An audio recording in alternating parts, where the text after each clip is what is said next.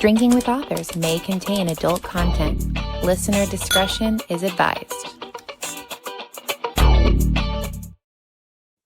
Hello, everyone, and welcome to tonight's dark episode of Drinking with Authors. I am your host, Nick Savage, author of Comme Noir, and this episode, as with all episodes, is brought to you by your sponsor, Four Horsemen Publications.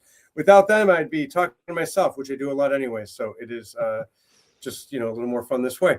Joining us this evening is author and musician extraordinaire, John Dover, who has written such wonderful comics and novels in the Johnny Scotch series, which is his hardboiled detective. But that's not what we're here for tonight. Tonight, we are here for the spaghetti Western with vampires. Started off with Once Upon a Fangs in the West and just released, which is why we're going to be talking about these tonight, so you can read his newest stuff, Fistful of Fangs. So welcome, and thank you for being here, John. Thank you. My pleasure. What are you drinking? You tried to tell me backstage, and my mind was just like, that's a lot of stuff going on. That's all right. I have a lovely local bourbon. It's Freeland Spirits bourbon today.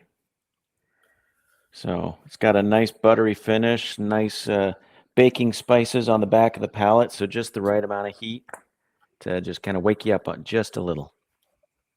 That sounds wonderful. And as I am way more under the weather with my allergies, not actually sick, but allergies than I want to be, I am just not drinking today. So you're going to be doing double duty, which you said you were okay with. Yeah, I said I'd pour a double. I'm good to go. So with that said, let's do a quick cheers, and let's have you tell me about the spaghetti Western with vampires and how Once Upon a Fangs in the West leads up to, without spoilers, of course, Fistful of Fangs. Absolutely.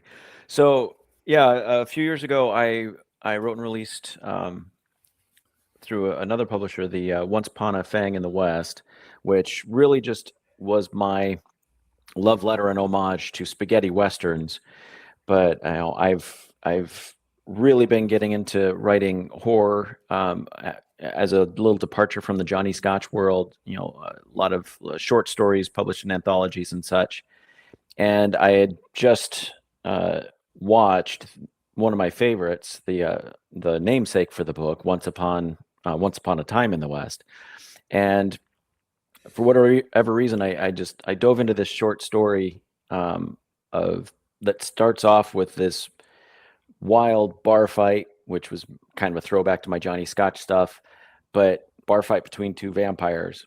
And then the major twist, which happens right at the beginning, so don't feel too bad about it coming out. Major twist is that right after the bar fight, the winner of that fight gets devoured by a creature he had never encountered before. So what I did with that book was I brought in a nemesis for a vampire. What in the monster world I've always seen as a very strong, very unbeatable, immortal, foil. So I wanted to up the ante a little bit, and from there it turns into kind of a chase kind of story with trying to recover something from that creature so that they can bring the main vampire back and do a battle of between everybody at the end at full power. So that was what I did with that one. Introducing this character named Ruby. And Ruby, just her voice ended up being very strong with my readers. She was very fun to write too. It's like the ultimate femme fatale, very quick-witted, stronger than everyone in the room, smarter than everyone in the room, really fun to write. So when I was, diving into the second book a couple years later, I actually decided, I was going to try and put Ruby behind me. I wanted to see if I could take another route. So with this second book, I dove into the world of werewolves. So I introduced them into this Old West world, this spaghetti Western feel, to see if I could expand the world and have some fun and maybe bring some vampires in as well. And lo and behold, my favorite character managed to come back to life pretty quickly. So I really tried to evolve her a little bit in this second book. It's got some, in my opinion, it's got some real fun, creepy sequences. I didn't go super dark and creepy on the first book. It was very much, I mean, they're both bloody romps. I mean, to be quite honest, Ain't nothing wrong with bloody. Yeah, my pages are coated in blood instead of ink. So I kept that because I really enjoy that sort of visceral writing. I tried to infuse it with a little darker atmosphere at times, though, with this one.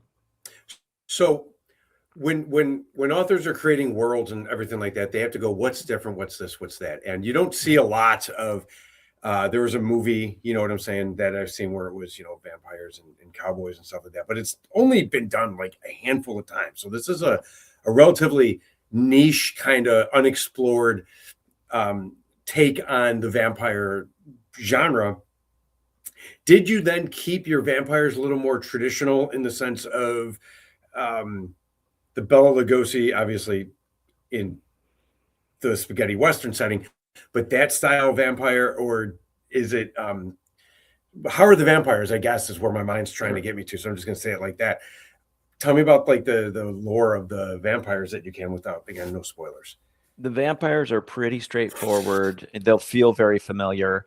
I avoid the religious aspects of the vampires in this. But they still, if they're exposed to sunlight for too long, so it's more of a Bram Stoker version where they can go out in the day, but they have to stay very covered. They are very low powered during the day. It's not their chosen, hunting grounds. So I kept them pretty straightforward. It makes sense. Yeah. No, and that makes sense to keep vampires, especially when you're doing something different, to not change them up too much, because then for the reader, it's a lot of what's going on. Let me keep up. This isn't what I thought. So you're changing the setting and the time period to a point where it's, the genre it is. So it makes sense to keep them a little straightforward and more familiar, as you put it, for the reader. The Johnny Scotch comic book series had, if I recall properly from my research, a series of comics and then 3 novels. Correct.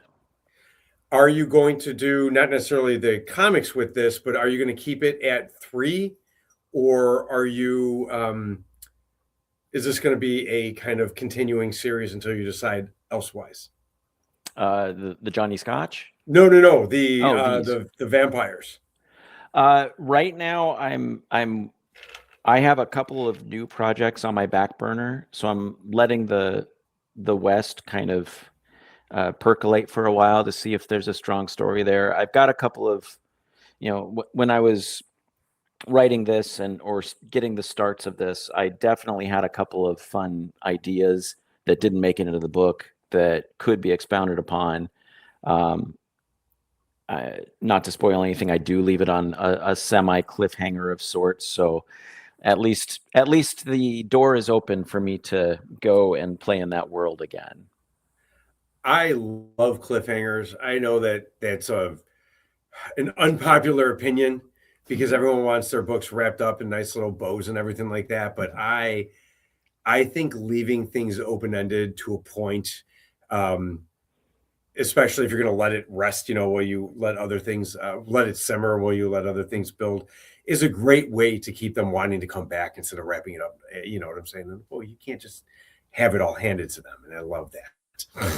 And I kind of look at it as, even if I don't revisit that world, it gives my reader the ability to see that the world keeps going. Something is beyond what I've even written. So hopefully their imagination is given a chance to go wild for a while and just think of, well, what is next? What could be next? And who knows what that reader, if they're a writer themselves, might see that idea and might want to run in some direction with something similar, and that'd be great. That's how I kind of view any of my cliffhangers, is just an open door for anyone to take a look. No, and that's a beautiful way to do it, because you don't want, the last thing I think you want for any reader is to have them walk away and go, that was great. That world's done. There's nothing to think about or talk about. The idea is to Yeah, get them talking and thinking and wanting to dwell and live in that world, even if it's a speculation of what happens next. Even if there's no story, they get to think about it, create a story in their head, or at least ponder it, if not start writing fanfic type stuff. Um, absolutely. as an aside, what is your thoughts on fanfic? That was not an intended segue, but I said it, so I have to know. What is your opinion and thoughts on fanfic? I don't have any ill will towards someone who's going to take the opportunity to be creative in the way that they need to be creative. If it means taking inspiration from someone else's characters, as long as they are doing it respectfully, I got this from here. This is my vision of what could happen. I think that it can definitely be done in a very uh, slapdash way, which I would not appreciate. But if someone's just, sees something in a character that they have to put out in the world, I mean, sure, why not? I mean, as long as you're doing it respectfully, as long as you're being, aware of the legalities behind, copyright, and if a character needs to be, cleared with somebody, just doing that, which I know is probably the last thing on someone's mind if they're doing fanfic, but Yeah, living in a world that is trying to be dominated by computers right now and AI garbage, I would so much rather a human be creative with something than be ripped off by an AI bot. that is a wonderful whole. My allergies. Oh Okay. dear. Oh my God! Before I took the Benadryl today, I was sneezing a good 3 to 4 times a minute, just Yeah. nonstop. And I couldn't work a full day's work because I just couldn't do what I needed to before I, had to do what came next. It was insane. So about that. So me and the producer of this, the coordinating producer who does everything that makes the show awesome. We're talking about Anne Rice, and I'm not going to bash Anne Mhm. Rice. She obviously had a fan base and stuff like that. But Mhm. on the topic of fanfic, she was not a fan actually, because a lot of people, there were innuendos she created in her books of, I can't remember which vampire, being either bisexual or gay. So they had these fanfics of the vampires, and they're basically erotica fanfics, which is fine. There are people who love Sure. erotica.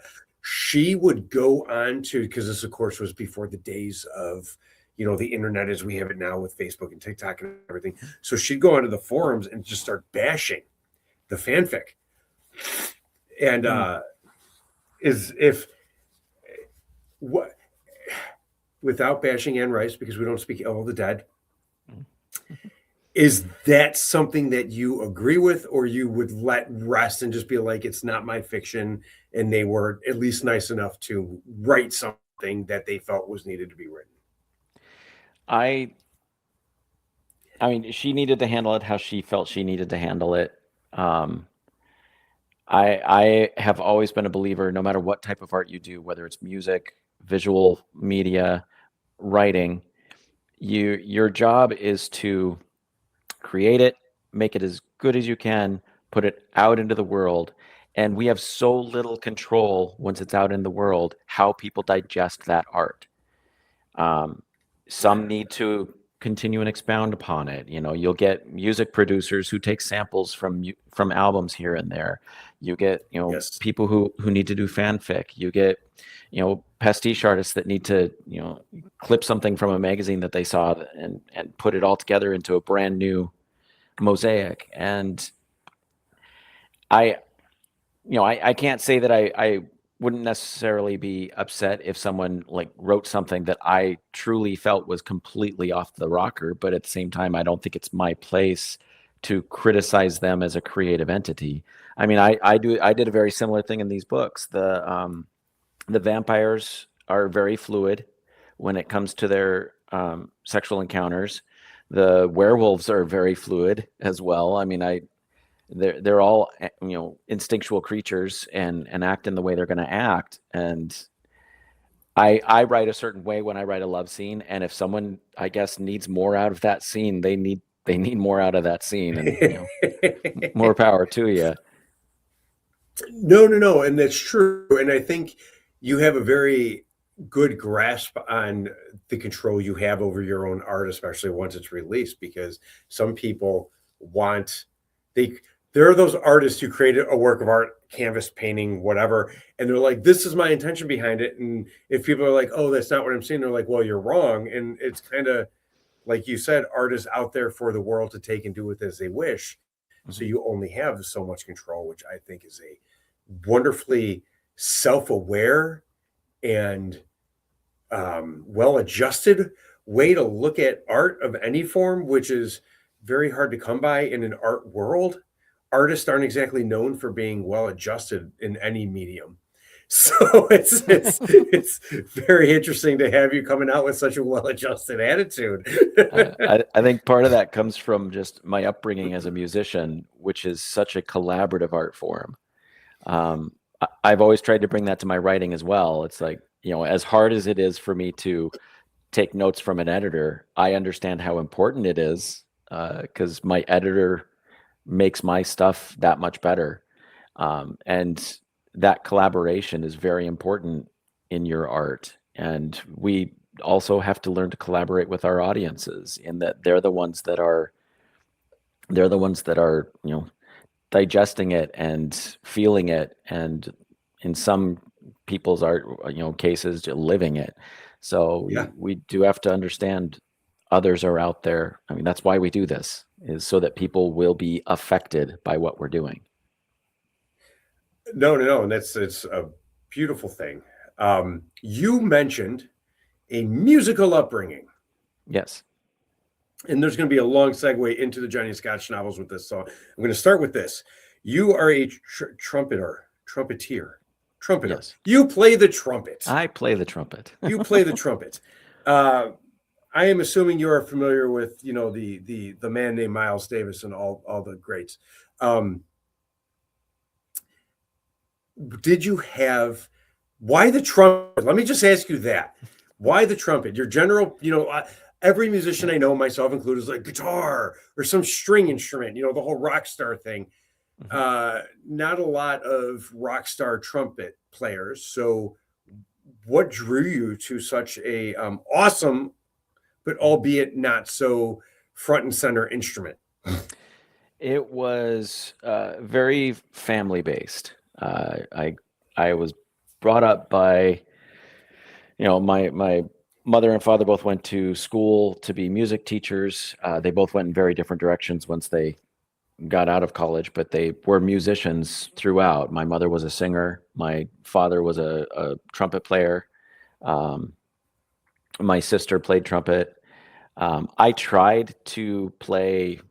I don't know. Oh yeah, I do remember why. I tried to play flute first when I went into the band program at school, Yeah. and it just didn't work out. And it basically was a fallback because there was a trumpet at home. We didn't have to buy another instrument. I could play that. So I started that way, and I started to discover.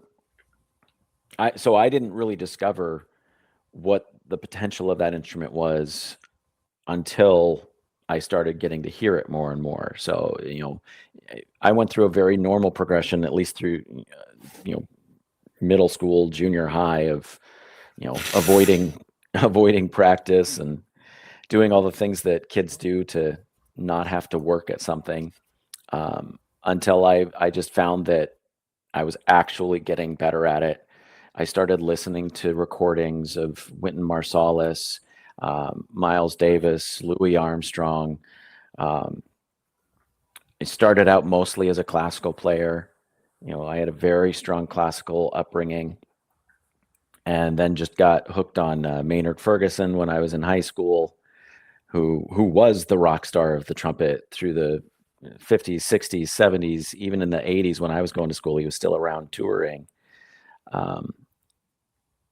So I just kept figuring out that this thing that I'd smash on my face every day was something that I was, getting better at, something that I was getting recognition at, something that others could not do as well. So music was just something that it became apparent at a very early age. That's what I was going to do. And that's pretty much my trajectory, what I was doing for most of my life. I've been a musician my whole life as a professional, pretty much, most of it as well. So it's awesome. Yeah, the Johnny Scotch stuff actually came around because I was looking for a way to engage audiences in a different level with my music. So for some reason, this band I was working with, that I was touring around with, just started referring to me as Johnny Scotch. I think the story came around because I was really pissed off at this music festival because it was just not a fun festival. I wasn't doing well, and I was having the hardest time just finding a Scotch. So like every time I'd see the band, God, I just got to go get a Scotch. All right. So I was just saying that every time, and one of them just started over the mic, just started calling me Johnny Scotch. And my answer to that nickname. My answer to that was to be like, well, what would a Johnny Scotch be like? And it just popped. It was like, well, that's like this perfect name for a neo-noir character. Yeah. And I as a lark, I made him a trumpet player. He basically, the thought was people would come into his bar with a problem. He'd help them solve that problem and then go play the gig at the end of the night. And, bandmates would help him out. And that's kind of how I built him. He got a little bit more mature as I progressed through him and found his voice. But he's still just kind of he's that off kilter noir character that, is on the fringe of society, that, can do the things the cops can't do. But he came about because I was trying to find a way to get people to listen to my music. So I said, well, maybe I'll write this thing and I'll do readings at shows, which eventually we did create we have an hour-long show. When I do readings for Johnny Scotch, we do it as a concert. Yeah. And it has this, funky fusion jazz, backdrop. So my readings are just I call it the Johnny Scotch vignettes. And it gives me a chance to introduce the audience to the characters and to scenes, and also to play my music, and it works really well.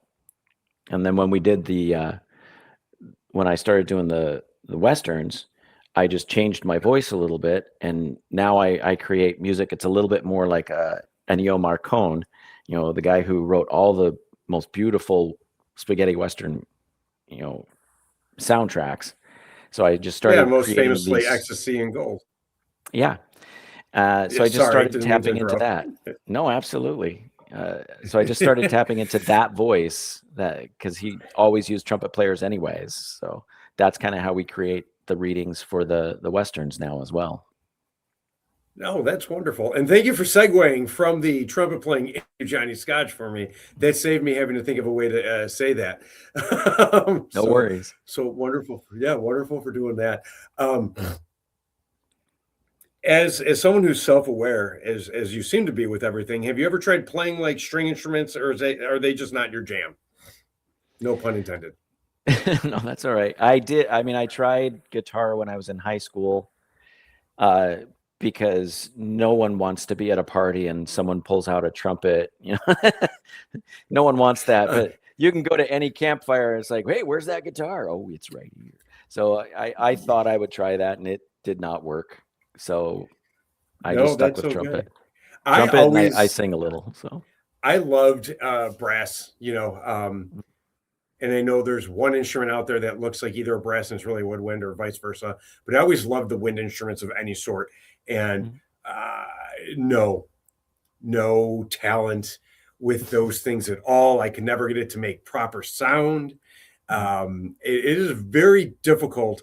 And as someone who's been playing guitar for 30 plus years, I give more credit to the wind players, whether it's brass or woodwind, because so much more difficult, especially to hold out notes, because that's your lungs doing that. Bagpipes aside, that's your lungs doing that. Whereas, with a guitar, it's just the amplifier or a Bosch, running across the strings and stuff like that. That's right. Get that reverb and echo going. And yeah. Okay. So as a weird question, because your Johnny Scotch is a noir. It's a hard-boiled detective noir series, and I wrote a noir graphic novel. And I love noir. You obviously like it enough to want to write in it. mm-hmm. As a musician, why do trumpets need to be muted for noir jazz? Like what changes? Like what? And it's not. I'm not asking as like I don't like it. Like it's so beautiful and gives it this tone. But what is it that makes the tone so much more suited? Like you can't unmute a trumpet and have the noir jazz. Like it has to have that mute in there. Why? I think that the mute, especially the Harmon mute, which is what you're really used to hearing in those soundtracks. That's what Miles really made famous, was the Harmon mute. It has this mysteriousness. It has this mystery, this extra, it's almost as if you do run it through a distortion pedal. It broadens but tightens everything, and at the same time makes it more intimate. I'm not going to hurt somebody with my sound if I have a mute in the bell. I can stand, face to face and play, and it's not going to hurt you. So it's very intimate. It's very, close in. You have to be. It's like a whisper. And it takes so much work. Yeah, it takes so much work to get an open trumpet to whisper. You can still do it, but it's so much work, and it tires everyone out a lot faster. I love your description, because to sit there and say, "Oh, it has a better tone," is a very vague description. You know what I'm saying? It's like an emotion. Like, "Oh, I'm happy." Well, what's happy? Happy to you is different than happy to me. But I ask, what besides the tone? And you gave such a vivid description of the tone that if your writing is half as descriptive as your description of what tone is with the trumpet mute, you're going to have very colorful descriptions that your readers are going to love and new readers are going to fall in love with. Because I do not get a chance to read everyone's book who I interview, and I'm very sad about that. But I have bills to pay, and I'm not a quick reader. But that is wonderful, because I've started going through and trying to, in the new novel I'm working on, and I would like your thoughts on this. I'm trying to get rid of pronouns. Not I have to be very careful saying that word nowadays. When I use vague words like it, you know what I'm saying? Like, it's a generic pronoun when describing an event or an emotion or whatever. And even if I just described it a sentence or two earlier, I want to get rid of the pronoun I use after and re-describe it or redo this. Do you have any tips on how you keep the description alive so you don't go vague? I'm throwing one out there on you, so I'm talking to give you a moment to think about this. Yeah. But I don't ever throw questions out there as gotcha. I'm not trying to make a fool out of you or anything like that. I'm just trying to keep the conversation going in ways where my ADHD mind takes me. No, I like this question, because it's a challenging question. When what I run into when I'm writing, and my editor will attest to this, is I am a writer who loves abundance. So when I'm describing something, I will absolutely give my editor choices with the full intent and idea that I know that probably 3 out of those 4 darlings are going away. But I want to, so I just spend my time filling the descriptive moment as best as I can, because one way that I try to write is from a very visual medium. I want my readers to see what's going on. I want them to have a movie going in their head. So part of that is just finding that balance of being very descriptive on the specific thing, giving enough of the surrounding elements so that they can fill in the blanks for the grander vision. Yes. So just making that choice of, well, this is the actual important thing.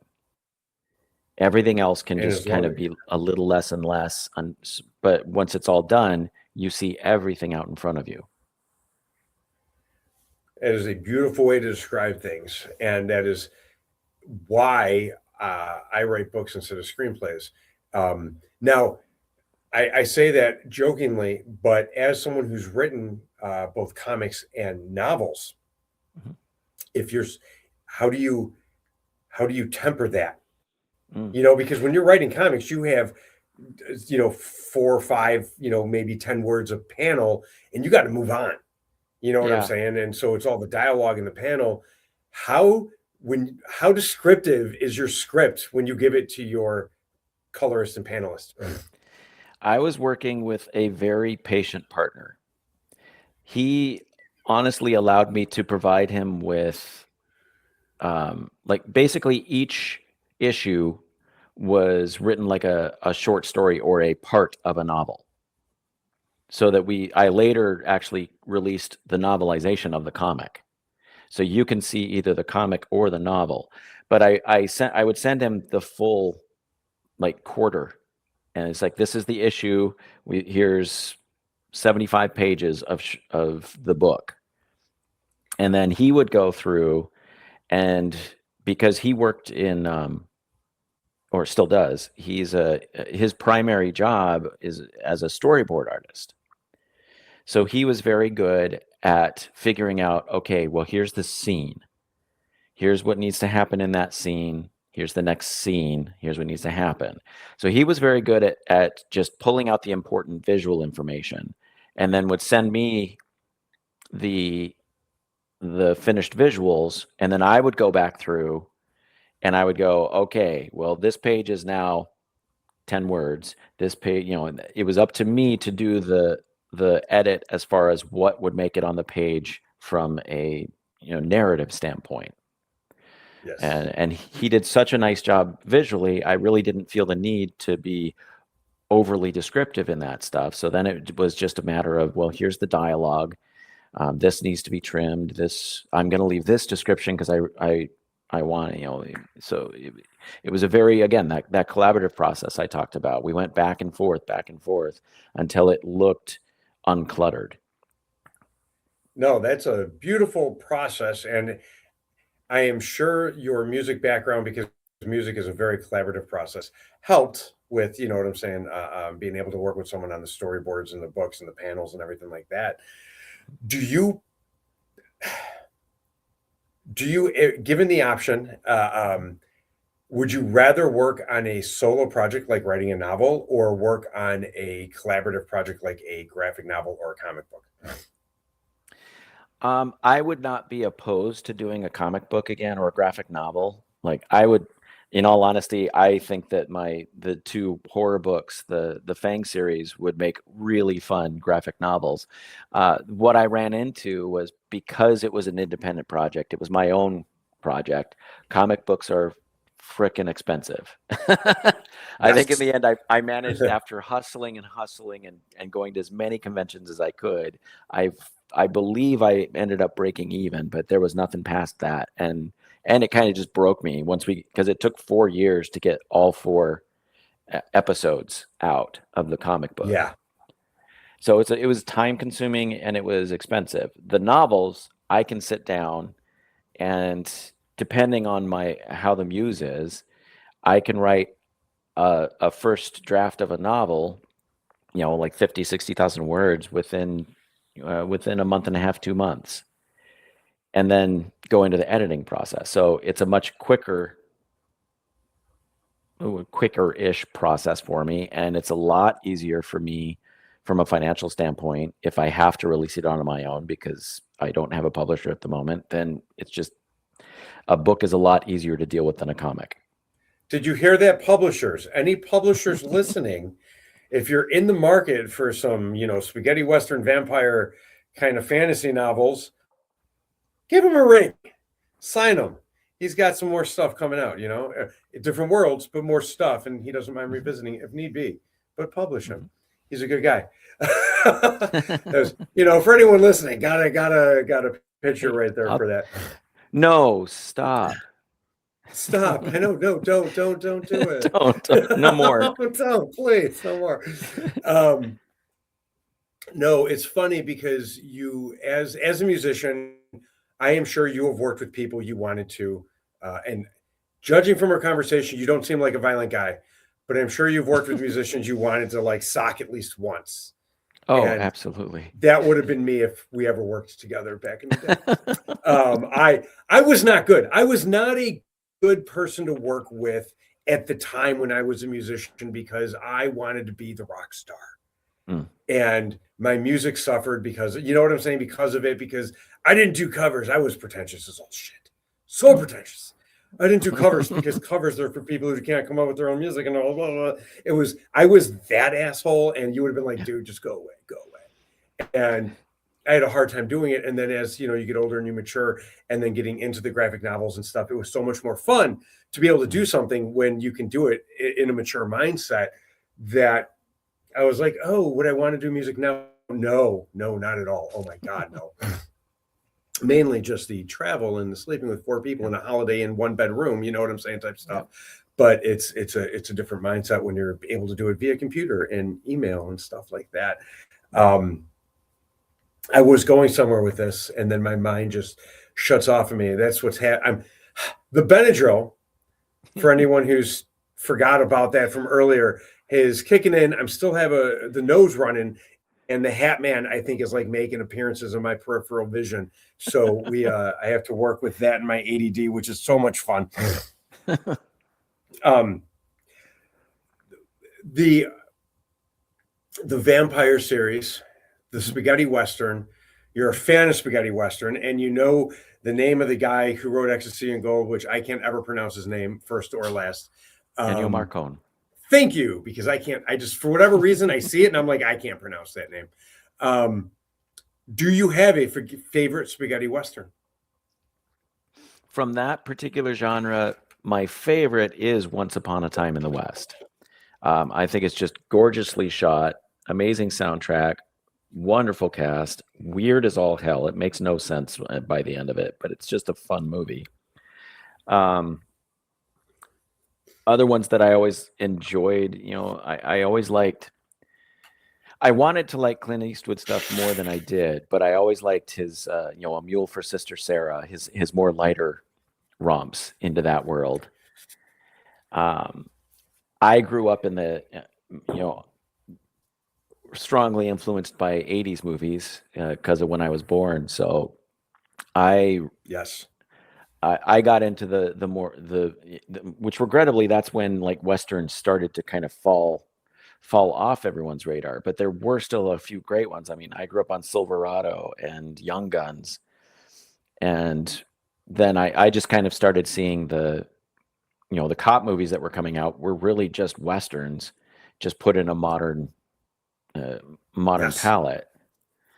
You know, you go with something, yeah. So I those are the ones I really enjoyed. No. Now, being a Western fan and knowing and being a fan of 80s movies and stuff, have you seen, and if you haven't, it'll make me think of another question. Have you seen Once Upon a Time in Hollywood by Quentin Tarantino? Oh, yeah, absolutely. Okay. So being the inspiration behind it that it was and everything like that, what's your take on it versus his other movies? And I know this is a very left field topic to get into right now, but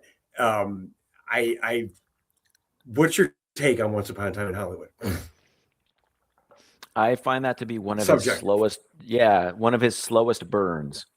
So like from a pacing aspect, it's the super slow burn with a 5-minute payoff at the end. That's fun as hell. But you got to get through everything. Subject matter, I think it's interesting, you know, playing around with the timeline a bit. You know, it's what good filmmakers or good storytellers are really good at is taking something you're familiar with and saying, yes, but what if? And letting your imagination then guide you past the reality of what you know happened, and just play in the sandbox for a while. You know, it's like what we all did with our Star Wars figures. You know what that figure did in the movie, But when you're alone in your room and you have all 10 of them in front of you, then you start running your own gambits around the galaxy, and that's how creative brains hopefully work, is to just continually ask the what if. So I like that movie. I think it's a fun one. It definitely it is slower paced than the previous ones that led up to it, for sure. Yes. Do you think that's feel thoughtful. it was a good song? Do you think it was a good swan song for him? Because that is his final, or at least it was supposed to be his final Quentin Tarantino movie. Do you think that was a good swan song for him, or do you think he could have done one more? I'm sure if he wants to do another one, he'll do another one. And honestly, because he says it's his last thing, that makes him coming out of retirement that much more exciting. So I'm not too worried if he decides to do another one. I was a little disappointed that he revisited Kill Bill. To me, that's kind of like the George Lucas, going back and revisiting his old works and deciding he needs to mess with things. It's like, you had a great thing. You have to, this is my curmudgeonly thing. You already put the art out there. You're trying to have a revisionist history, basically, of how we consume your art. And it's either done from a selfish standpoint of, I want you to see it differently than I think you're seeing it, or it's done from a financially selfish standpoint, which is just a bummer, because I don't think he's hurting for cash. I'm sure he can pay for his own latte at this point. I don't know. Have you been to Starbucks lately? No, I have an espresso machine in my own kitchen. I do that at home. Oh my God. Tell me that homemade espresso is not 8,000 times better than anything you can get at any of the coffee shops chains that are out there. Yeah, and I'm not calling out any coffee shop chain, but yeah, you have control. And have you ever done a double pour or a double pool, it's called? Oh, where you just run the water through again? Yeah. I didn't know what that was. Yeah. One quirk that my machine has is that after I've run a double shot and I can walk away, it continues to just, like, the remaining water that was built up continues to kind of drip through at a slow pace. Yeah. So I get a whole half shot of that slow drip infusion. After half an hour, I'll walk back. It's like, oh yeah. And perfect temperature at that point too. I don't like overly hot coffee. I don't want to burn myself drinking coffee. Yeah. So I just throw down that extra half shot, and it's just like it's all the flavor is right there. Yes. How do you drink your espresso? Are you a latte person? Straight espresso? Do you do how do you do them?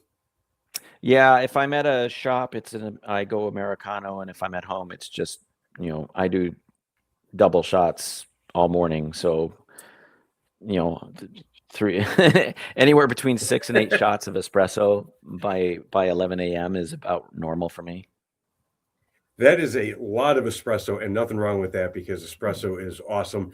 I discovered Americanos. I didn't know what they were. And then my wife was just like, is espresso with water? I was like, that sounds perfect.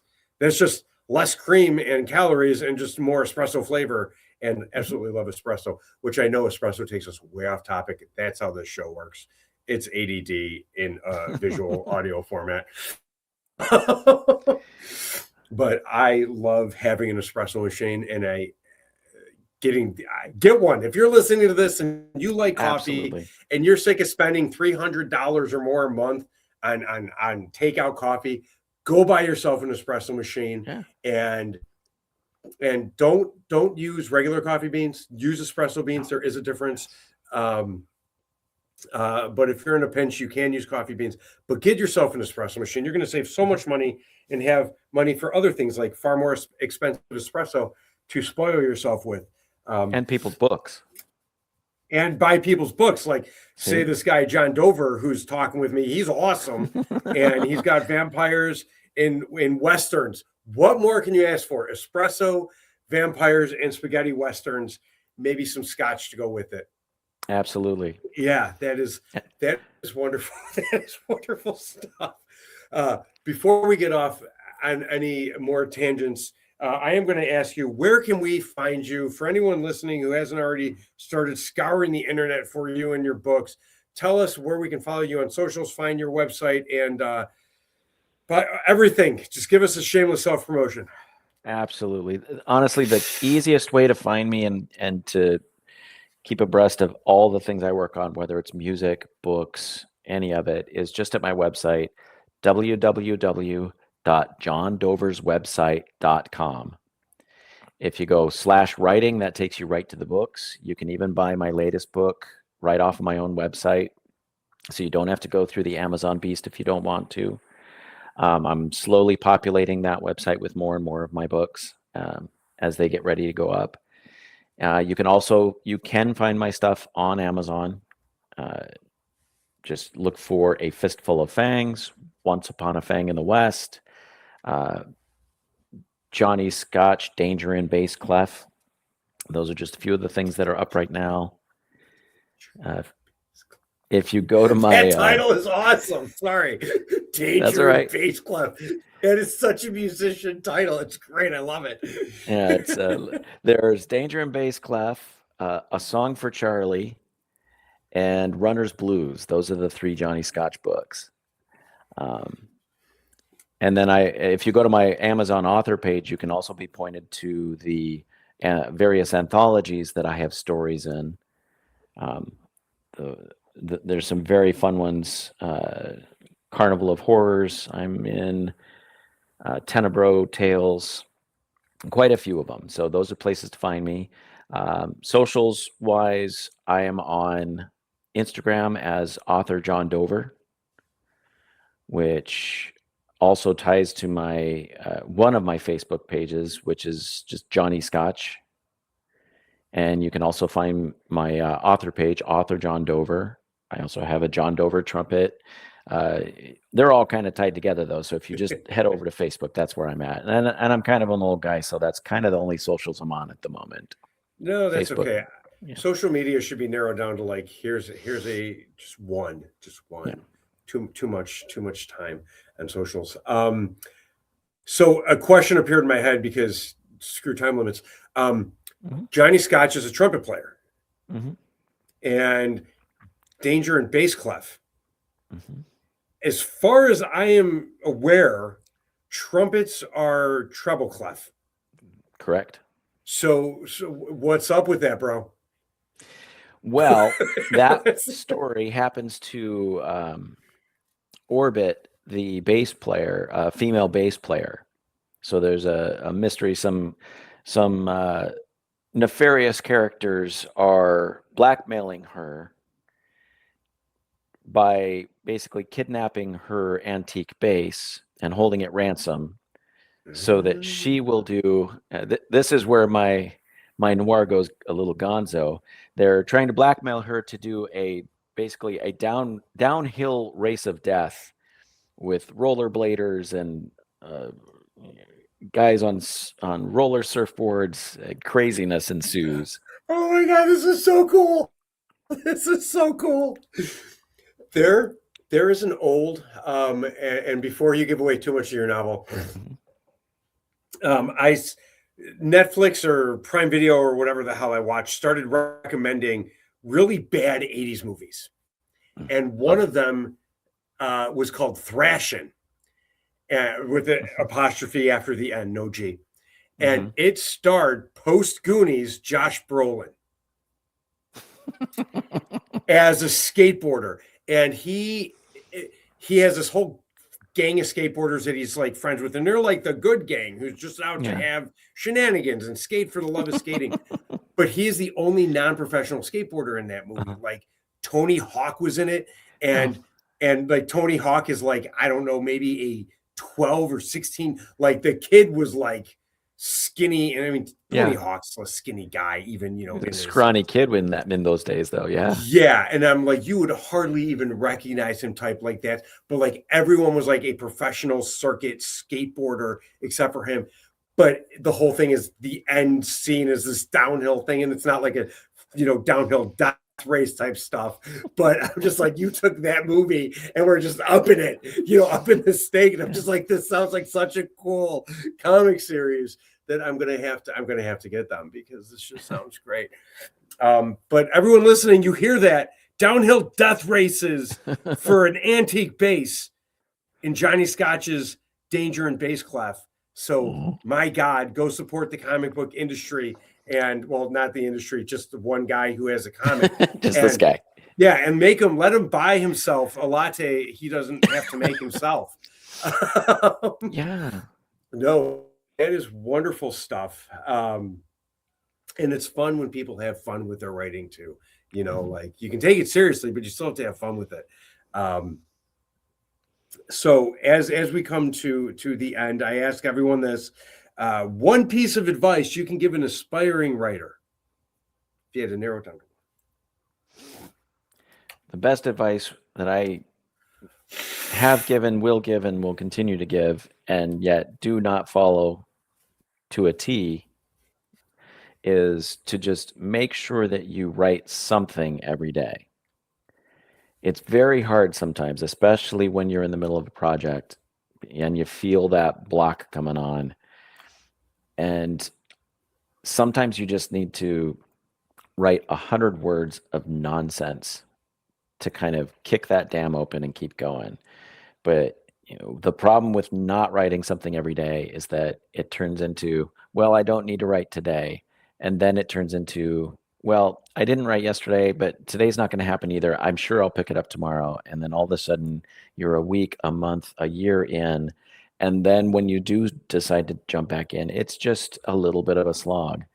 Of anything that the pandemic did to me, it kind of did a little bit of that to me. And it took me a little while to kickstart my ass back into the creative process. That is 100% true, because when you start writing, when you're beginning writing, or when you're coming out of a rut, writing 500 words seems like it takes forever. 500 words to a seasoned writer is not a lot of words. But it can, if you're coming out of a rut, 500 words could be like, man, that was like 4 hours of writing. All like I was like 500 words done. But then you do it day after day, and you're like, oh man, I wrote for an hour and I got like 1,500 words. I'm like, what the hell happened? The more you do it, the easier it gets. Even if, like you said, it's nonsense, or as I'll say, because I'm not as nice as a wordsmith as you are, it's crap. You can write 500 words and have it be crap, but at least you're writing. At least you're getting it out there and you're exercising that part of your brain. So when you finally get to where you're writing 1,500 words, it's not going to be the crap that you had to write the day before or the week before to get to that. So like, I like that. Write every day, at least something. At least something. Very well said. I have had such a blast, and I know my tone of voice sounds a lot more sarcastic than I intended, and that is my allergies. But you have been such a blast to talk to, and your worlds that you create are so wonderfully quirky in a good sense, without being like weird and whimsy, but like vampires and spaghetti westerns, and the hard-boiled detective jazz guy. Wonderful stuff. Johnny Scotch, Once Upon a Fang in the West. I apologize because in the beginning I think I pluralized it. That's my allergies, not me being deliberately assy. And Fistful of Fangs. Mm-hmm. That one was plural. Yes. Fistful of Fangs just came out for anyone listening, so go buy it. Buy the first one. Yeah. Support him. Read some cool spaghetti westerns with vampires. Read some cool comics, and exercise that brain noodle of yours, and be more awesome for having read. But thank you so much for joining us. Thank you, everybody, for listening and staying tuned. And until next time, remember, it costs nothing to be kind. John, stick around. We'll be right back. Thank you for listening to Drinking with Authors. Join us next time for another fun conversation with an author over drinks.